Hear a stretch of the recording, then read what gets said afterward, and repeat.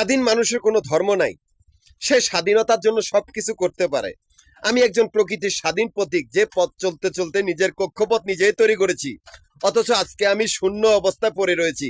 একদল কুকুর আমার সাথে বিশ্বাসঘাতকতা বা বেইমানি করেছে। এরা অন্যায়ভাবে আমার সমস্ত জরুরি কাগজপত্রগুলো সমস্ত কিছু চুরি করে এরা আমার ব্যবসা প্রতিষ্ঠানগুলো দখল করার জন্য আমারই কোম্পানির সমস্ত বাড়িঘরের সামনে আস্তানা গেড়েছে।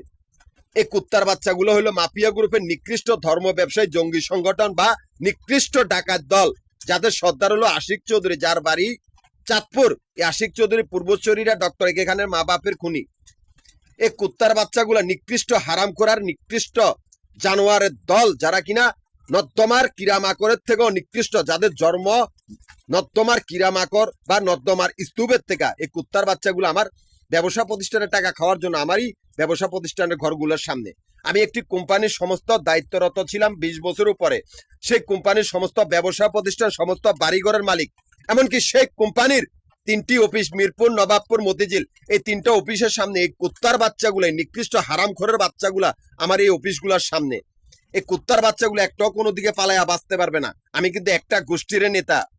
সে একটা জায়গাতে একটা গোষ্ঠীর লোকগুলোর সাথে কারো আত্মীয়তা নাই, যাদের সংখ্যা এত বেশি তোরা ঘইনা কমাইতে পারবি না। তোদের কল্লা কাটার লাগে হাজির। কুত্তার বাচ্চাগুলা আমার টাকা খাইবি, সেই রাস্তা আমি বন্ধ করে দিয়েছি। শুয়োরের বাচ্চাগুলা।